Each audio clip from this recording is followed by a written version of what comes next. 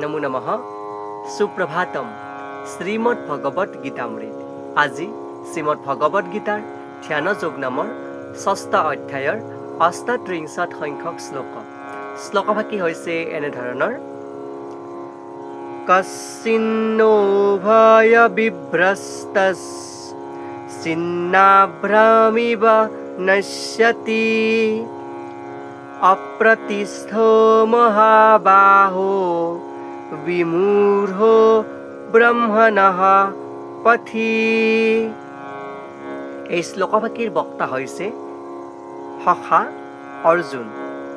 শ্লোকভাগীৰ অসমীয়া গুঢ়াৰ্থ হৈছে এনেধৰণৰ: হে মহাবাহু কৃষ্ণ, ব্ৰহ্ম লাভৰ পথত আগবাঢ়িবলৈ লৈ বিমূৰত পৰা তেনে এজন লোকৰ আধ্যাত্মিক আৰু বৈষয়িক দুয়োবিধ উন্নতিৰ পৰা বঞ্চিত হোৱাৰ ফলত চেদেলি ভেদেলি হৈ কোনো আশ্ৰয় নোহোৱা মেঘৰ দৰে বিনাশ নঘটিবনে বুলি কোৱা প্ৰসংগত ভগৱান শ্ৰীকৃষ্ণৰ আগত সখা অৰ্জুনে এই বিশিষ্ট শ্লোকভাগীৰ অৱতাৰণা কৰিছে। পূৰ্বৱৰ্তী শ্লোকত কৰা প্ৰশ্ন অনুসৰি পুনৰ সখা অৰ্জুনে ভগৱান শ্ৰীকৃষ্ণৰ আগত আকৌ প্ৰশ্নৰ অৱতাৰণা কৰিছে যে যোগ সাধনৰ যি কঠিনতা, জ্ঞান যোগৰ যি কঠিনতা, তাৰ পৰৱৰ্তী পৰ্যায়ত যি ধ্যান যোগৰ বা ভক্তি যোগৰ যি মুখ্য জ্ঞান, সেই মাৰ্গৰ প্ৰসংগত ভাষ্যকাৰে ইয়াত উল্লেখ কৰিছে যে উন্নতিৰ পদ হৈছে দুটা। যিবিলাক বিষয়াসক্ত তেওঁলোকে পৰমাৰ্থিক বিষয় লৈ ব্যস্ত হৈ নপৰে, তেওঁলোকে কেৱল বৈষয়িক উন্নতিৰ বাবেহে চেষ্টা কৰে অথবা যাগ যজ্ঞাদি প্ৰয়োজনীয় অনুষ্ঠানসমূহ কৰি স্বৰ্গলাভ কৰাৰ চেষ্টা কৰে।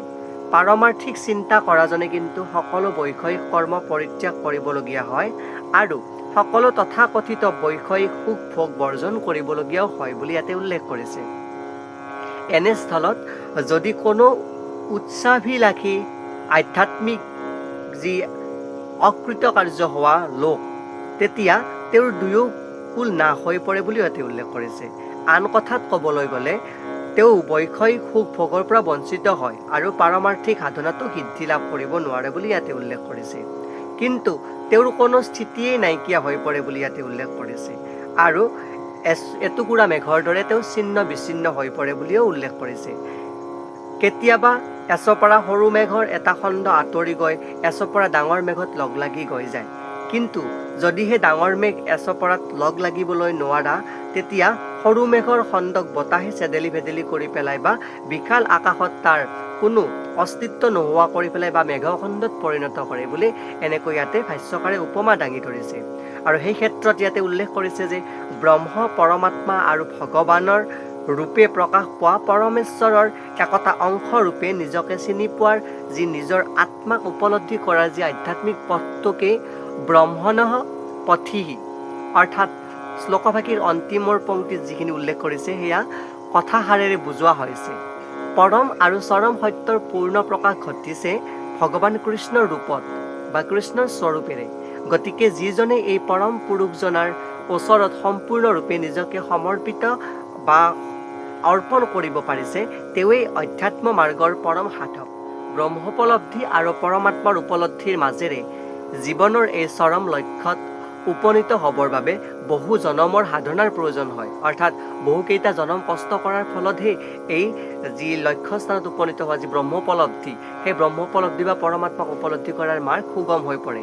সেয়েহে ইয়াতে উল্লেখ কৰিছে বহুনাং জন্মনাম অন্তে। গতিকে পৰমাৰ্থিক উপলব্ধিৰ বাবে শ্ৰেষ্ঠ পথটোৱেই হ'ল ভক্তি মাৰ্গ বা কৃষ্ণ ভাৱনামৃত। সেইটোৱেই হৈছে পোনপটীয়া পথ।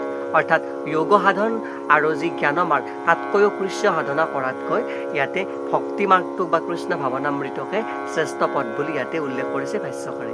এয়াই উক্ত শ্লোকভাগীৰ সৰল গুঢ়াৰ্থ।